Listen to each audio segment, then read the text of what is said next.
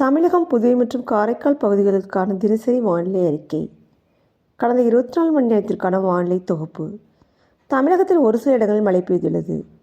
புதுச்சேரி மற்றும் காரைக்கால் பகுதிகளில் வறண்ட வானிலை நிலவியது. கடந்த 24 மணி நேரத்தில் பதிவான மழையளவு: திருநெல்வேலி, காக்காட்சி, ஊத்து, மாஞ்சோலை ஆகிய பகுதிகளில் தலா 1 சென்டிமீட்டர் அளவிற்கு மழை பதிவாகி உள்ளது. வெப்பநிலை பற்றிய குறிப்பு: அதிகபட்ச வெப்பநிலையாக ஈரோட்டில் 32.6 டிகிரி செல்சியஸ் பதிவாகி உள்ளது. அடுத்த 7 தினங்களுக்கான வானிலை முன்னறிவிப்பு மற்றும் எச்சரிக்கை. 1ஆம் தேதியில் தென்கிழக்கு அரபிக்கடல் மற்றும் அதனை ஒட்டிய பகுதிகளில் நிலவும் காற்றழுத்த தாழ்வு பகுதியானது 2ஆம் தேதியில் அரபிக்கடல் பகுதிகளில் நிலவக்கூடும்.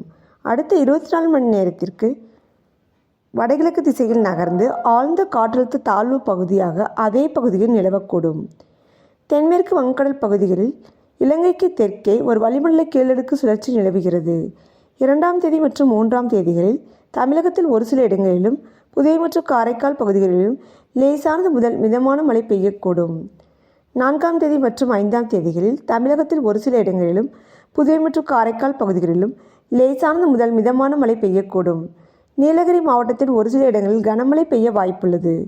6ஆம் தேதி முதல் 8ஆம் தேதி வரை தமிழகத்தில் ஒரு சில இடங்களிலும் புதுவை மற்றும் காரைக்கால் பகுதிகளிலும் லேசானது முதல் மிதமான மழை பெய்யக்கூடும். சென்னை மற்றும் புறநகர் பகுதிகளுக்கான வானிலை முன்னறிவிப்பு. அடுத்த 24 மணி நேரத்திற்கு வானம் ஓரளவு மேகமூட்டத்துடன் காணப்படும். இதனால் லேசான பனிமூட்டம் ஏற்பட வாய்ப்புள்ளது.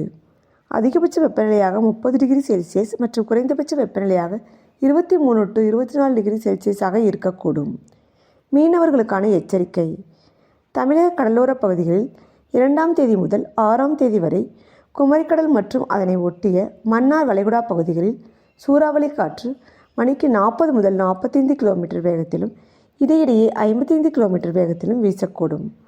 வங்கக்கடல் பகுதிகளில் 2ஆம் தேதி மற்றும் 3ஆம் தேதிகளில் இலங்கை கடற்கரையை ஒட்டிய தென்மேற்கு வங்கக்கடல் பகுதிகளில் சூறாவளி காற்று மணிக்கு 40 முதல் 45 கிலோமீட்டர் வேகத்திலும் இடையிடையே 55 கிலோமீட்டர் வேகத்திலும் வீசக்கூடும்.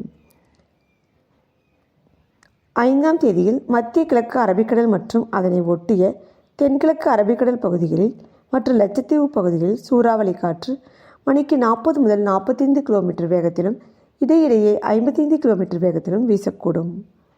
6ஆம் தேதியில் மத்திய கிழக்கு அரபிக்கடல் மற்றும் அதனை ஒட்டிய தென்கிழக்கு அரபிக்கடல் பகுதிகளில் சூறாவளி காற்று மணிக்கு 40 முதல் 45 கிலோமீட்டர் வேகத்திலும் இடையிடையே 55 கிலோமீட்டர் வேகத்திலும் வீசக்கூடும். வேறு குறிப்பிட்ட நாட்களில் மீனவர்கள் பகுதிகளுக்கு செல்ல வேண்டாம் என்று அறிவுறுத்தப்படுகிறார்கள்.